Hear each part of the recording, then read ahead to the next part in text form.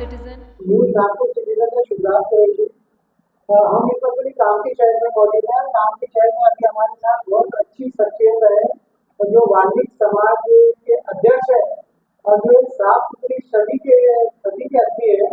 और आज कल इनके ऊपर एक एलिगेशन लगाया गया और पेपर में जो झूठ खबर है वो फैलाई गई, उसका आज खंडन करने के लिए अभी विलास झंझोटे जी जो अभी हमारे साथ है। आइए हम जानते हैं कि इसमें कितनी सच्चाई है। विलास झंझोटे जी, सबसे पहले आपका हमारे न्यूज चैनल में इसका बहुत बहुत स्वागत है। और सर, आपके ऊपर जो एलिगेशन लगाया गया है जो पेपर में आया था परदेशी द्वारा, सर इसकी सच्चाई क्या है, इसका खंडन आप किस तरीके से करना चाहिए, ये कौन है और ये क्यों एलिगेशन लगाया है, इसकी क्या वजह है, सर आप जनता को खुल के बताइए। सभी को नमस्कार। मैं विलास झंझोटे, वाल्मीकि समाज का निर्वाचित अध्यक्ष हूँ। मुझे 2022 में समाज ने और समाज के कुछ वरिष्ठ पदाधिकारीगण, ये सब लोगों ने समाज के एक एक घर से निकलकर वहां पर 600 लोगों ने मतदान कर निर्वाचित करके अध्यक्ष बनाया है। और बड़े ताजुब की बात है कि जो दीपक परदेशी जी जो है, कहीं ना कहीं हमारी रिश्तेदारी हमारे समाज के ही है, लेकिन बड़ा दुख हो रहा है इस चुनाव संचालन समिति में वो खुद थे। उनका भतीजा खुद चुनाव लड़ा, सगा भतीजा उनका, वो चुनाव लड़ा। साथ में और 2 प्रत्याशी है, तो मेरे साथ में टोटल 3 प्रत्याशी थे।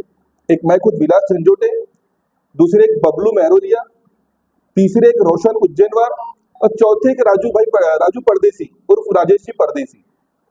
चुनाव होने के समय में ऐसा था कि काफी वर्षों से हमारे समाज में ये था कि कभी 8-10 लोग बैठते थे और आपस में डिसाइड कर लेते थे कि आप अध्यक्ष बन जाओ, आप कोषाध्यक्ष बन जाओ, आप सचिव बन जाओ। समाज में ऐसी पहल हुई कि पहली बार मतदान पत्र बने, मत पेटियां बनी, चुनाव के कुछ नियम बने।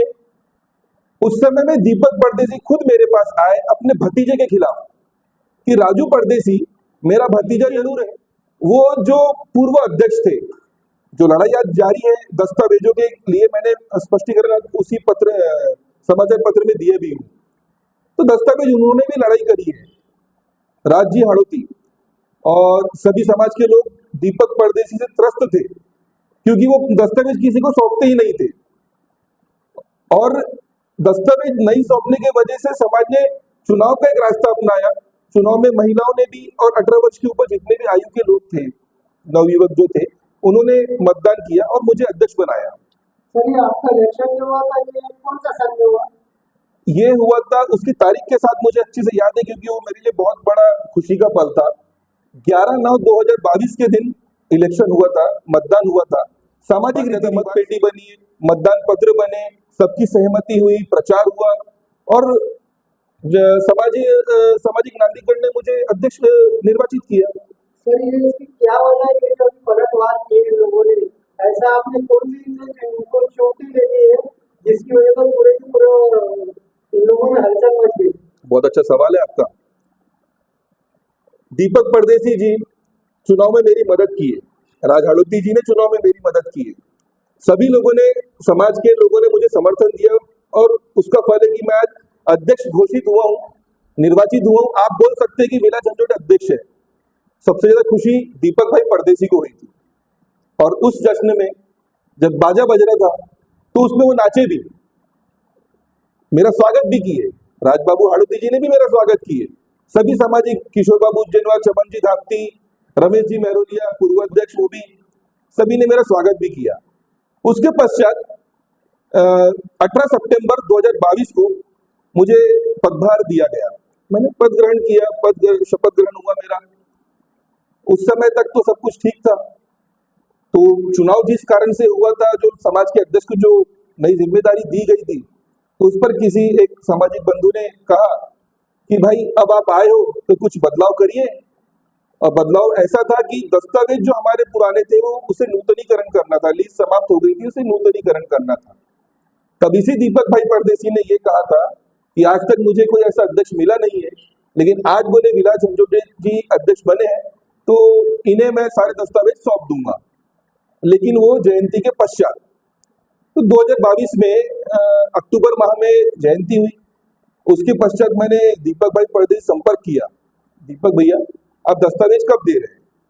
तो उन्होंने बोले कि नहीं, बोले पहले बैठ के बात होगी और बैठ के बात होने के बाद में सारी चीजें डिसाइड होगी। उसके बाद मैंने उनसे सहज सवाल कर लिया कि भाई क्या बात करना है। तो उन्होंने कहा कि आप संस्था में मेरे बेटे को सचिव बनाइए तो मैं सारे दस्तावेज आपको सौंपूंगा।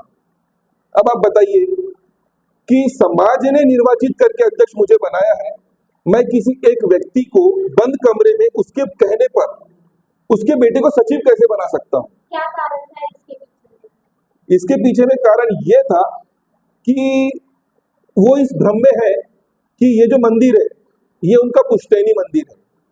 ठीक है, चलिए मैं आपकी बात में मान लेता हूँ दीपक भाई कि मंदिर आपके पिताजी का है, आपके दादा का है, आपके परदादा का है। फिर आपने समाज से चंदा जमा करके, सामाजिक बंधुओं से चंदा जमा करके मंदिर का जीर्णोद्धार क्यों किया, मंदिर की इमारत क्यों बनाई?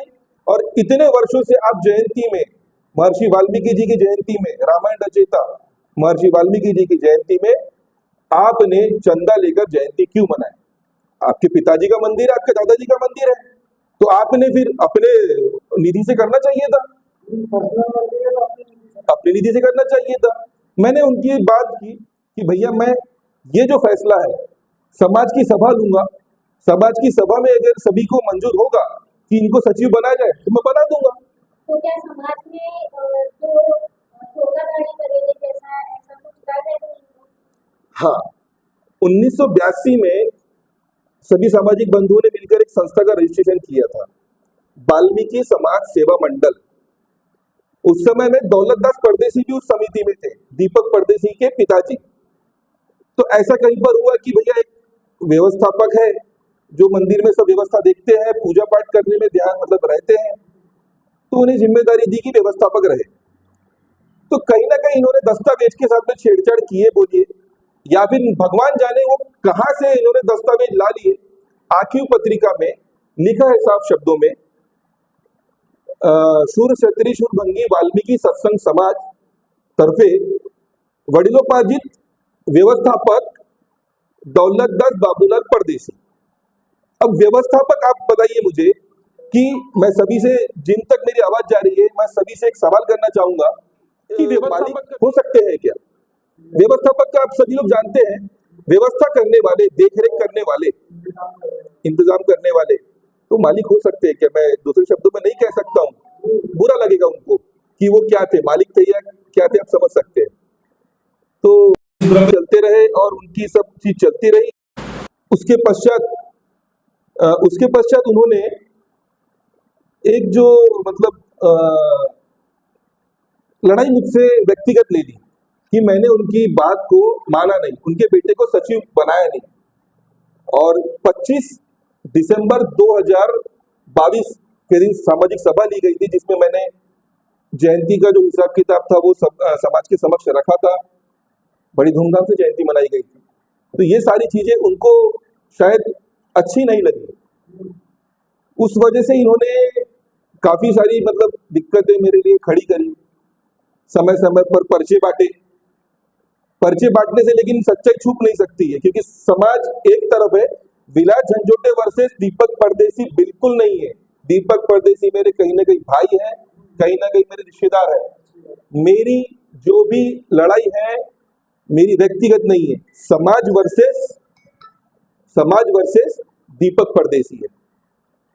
दीपक परदेसी से मेरी व्यक्तिगत लड़ाई नहीं है। लेकिन अभी देखा जा रहा है जो समाज के हित में आप काम कर रहे हैं, लेकिन दीपक परदेसी जो है प्रतिष्ठापन लेते हुए आपके ऊपर पलटवार कर देंगे, क्या करेंगे?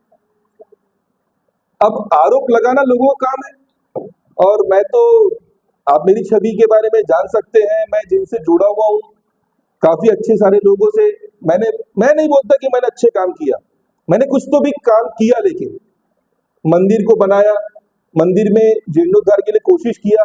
मैंने पालक मंत्री साहब के पास में सभी जगह पे निवेदन भी दिया मैंने कि आप एक निधि मंजूर करके इस मंदिर को भव्य बनाया जाए, लेकिन इस दीपक परदेसी जी ने उसके ऊपर पलटवार कर दिए कि जमीन मेरे पुश्तैनी है, आप इस पर किसी भी प्रकार की निधि मंजूर ना करें।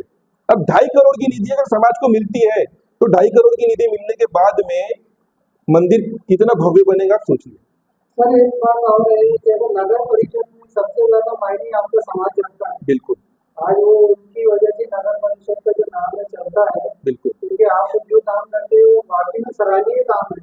सर वहाँ पे भी अगर लग रहा है कि बहुत सारे घोटाले वगैरह हो रहे हैं, तो वहाँ पे मनमानी हो रही है, उसके बारे में क्या कहना चाहिए आप?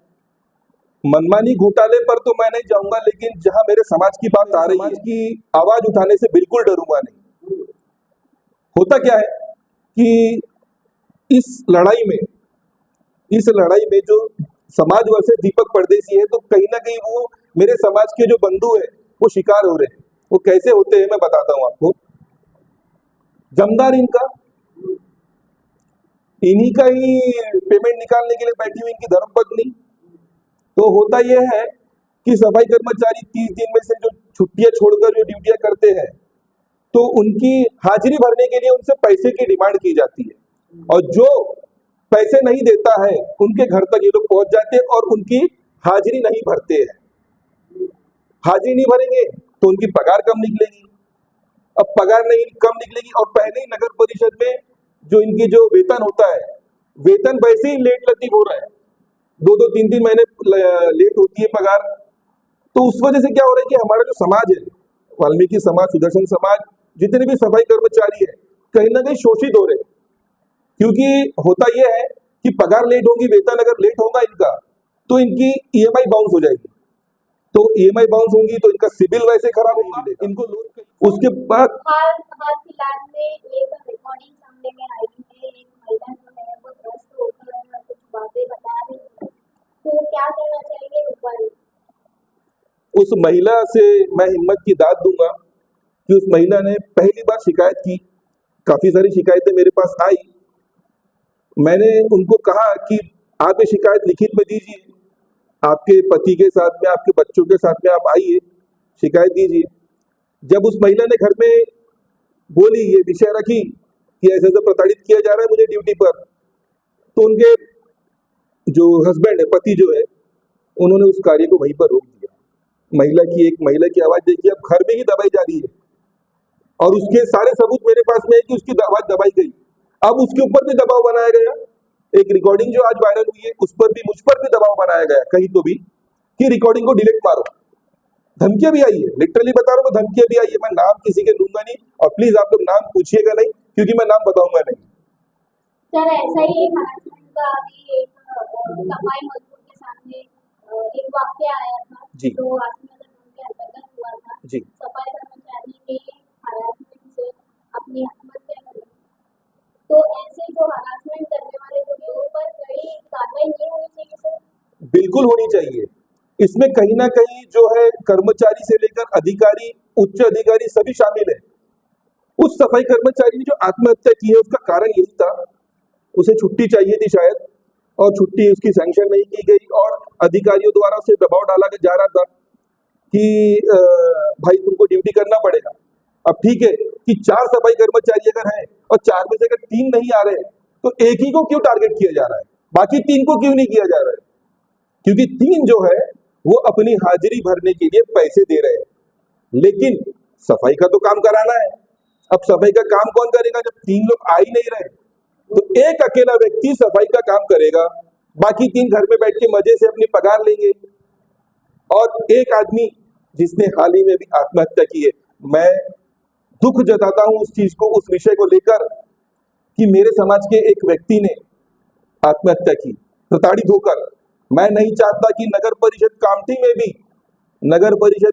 में भी ये घटना दोहराई जाए, क्योंकि ये हो सकता है कि कुछ सफाई कर्मचारी मेरे पास आए हैं 15 दिन के भीतर, इस 15 दिन के भीतर काफी सारी शिकायतें आई है मेरे पास में कि जमदार और जो भी उनसे पैसों की डिमांड करते हैं, उनका वेतन टाइम पे नहीं होता है, उसके वजह से उनको ब्याज पर पैसा देना पड़ता है। वेतन समय पे नहीं होने की वजह से ब्याज पे पैसा लेना पड़ता है अपने आजीविका चलाने के लिए। क्या कारण हो सकता है सर वेतन जो लेट हो रहा है? अब वेतन तो शासन का कार्य है, ये उनके पास में निधि उपलब्ध नहीं होने की वजह से ऐसा हवाला दिया जाता है हमेशा जब हम लोग सवाल करते हैं।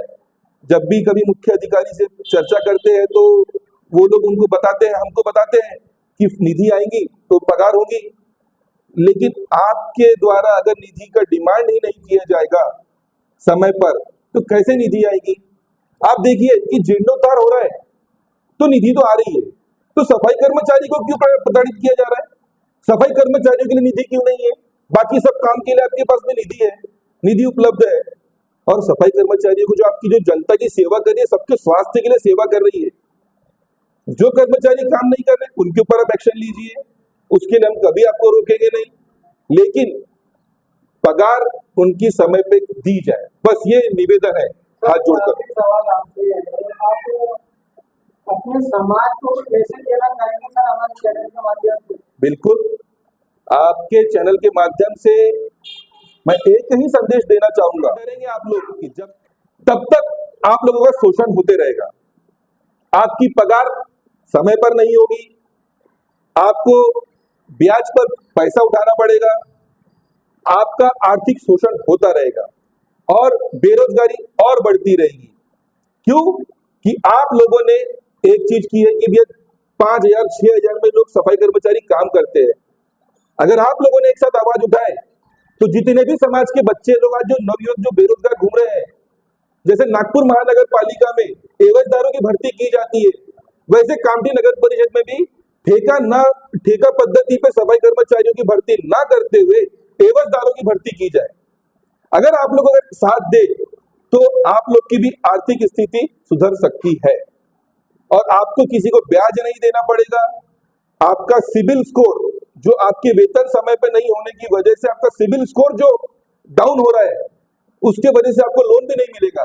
तो जब वेतन अगर समय पे मिल जाएगा तो आपका सिबिल स्कोर भी बढ़ेगा, आपको लोन कहीं से भी बड़ी अमाउंट लोन, आज जो आपको लोन आप जो भर रहे हैं, आप उसमें देखिए कि आपको पेनल्टी भरना पड़ता है। बिजनेस भी कर सकते हैं। आप व्यापार की तरफ आइए ना, आप व्यापार की तरफ आइए। आज की डेट में शासन द्वारा बहुत सारे योजना चलाई जा रही है। रोजगार के लिए योजनाएं चलाई जा रही है, तो इस पर थोड़ा सा ध्यान दीजिएगा आप लोग। और शिकायत अगर है तो डरिए मत, मेरे पास शिकायत नहीं करते, मेरे से अगर कुछ अगर बैर है तो किसी अच्छे व्यक्ति के पास जाइए कि हमें प्रताड़ित किया जा रहा है। बहुत सारी राजनीतिक पार्टी है, कांग्रेस है, भाजपा है, शिवसेना, किसी के भी पास जाइए, न्यूज चैनल है, मीडिया है हमारे पास, इसमें आप आवाज उठाइए। हमारे चैनल में आने के लिए आपका बहुत बहुत फोन खरीदने हैं तो आइए राधा रानी मोबाइल शॉप पर। मोबाइल की एक विश्वसनीय दुकान और फाइनेंस सुविधा भी बहुत आसान। खरीदी करने पर ले जाइए ढेर सारे इनाम, तो फिर जल्दी कीजिए, आइए राधा रानी मोबाइल शॉप। पता फेरुमल चौक कामठी।